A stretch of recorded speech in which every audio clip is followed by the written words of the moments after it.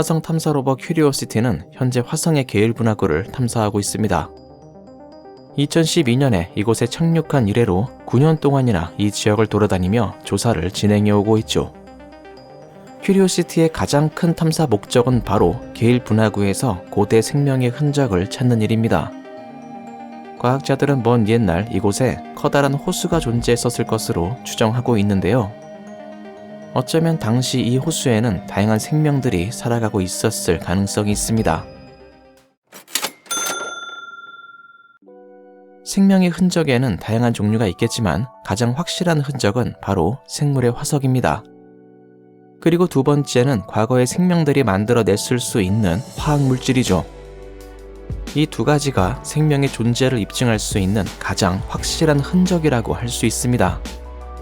그런데 아쉽게도 지금까지 이러한 생명의 흔적이 발견되었다는 소식은 전혀 없습니다. 화성에는 처음부터 생명이 존재하지 않았기 때문인 걸까요? 물론 그럴 가능성도 있지만 사실 몇 대의 로버를 이용해 화성의 모든 지역과 땅속을 탐사하기는 불가능합니다. 그래서 아직은 우리가 그 흔적을 발견하지 못했을 가능성을 여전히 배제할 수가 없는 겁니다.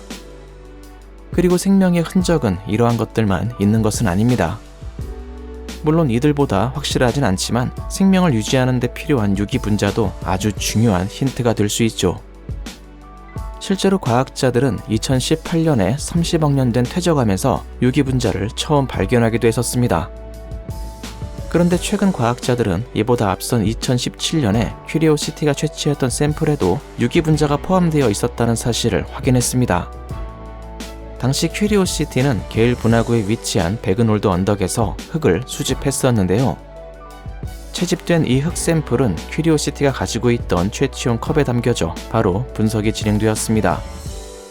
사실 과학자들은 화성 표면에서 채취된 흙 샘플에 별다른 기대를 하진 않았었습니다. 화성의 표면은 오랫동안 방사선에 노출되었기 때문에 설사 유기 분자가 존재했더라도 모두 파괴되었을 가능성이 매우 높았기 때문입니다. 하지만 과학자들의 생각과는 달리 이 흙 샘플에는 아주 다양한 유기 분자들이 포함되어 있었습니다. 특히 과학자들의 시선을 끌었던 것은 벤조산과 암모니아였는데요. 벤조산은 지구에서 식물에 의해 자연적으로 만들어지기도 하며 암모니아는 정확히 말해서 유기 분자는 아니지만 다양한 유기물들과 밀접하게 반응한다는 특성을 가지고 있습니다. 물론 이러한 벤조산을 비롯한 여러 유기 분자들이 명확한 생물의 증거라고 말할 수는 없습니다. 하지만 화성에서 벤조산이나 아미노산과 같은 화합물이 발견된 것은 이번이 처음이기 때문에 어쩌면 화성 표면에는 더욱 다양한 유기 분자들이 존재하고 있을 가능성이 있습니다. 그동안 과학자들은 화성의 땅속이나 암석의 내부를 중심으로 조사를 진행해 왔었습니다. 하지만 어쩌면 화성 표면에 있는 흙에도 아주 중요한 흔적들이 아직 남아있을지도 모릅니다.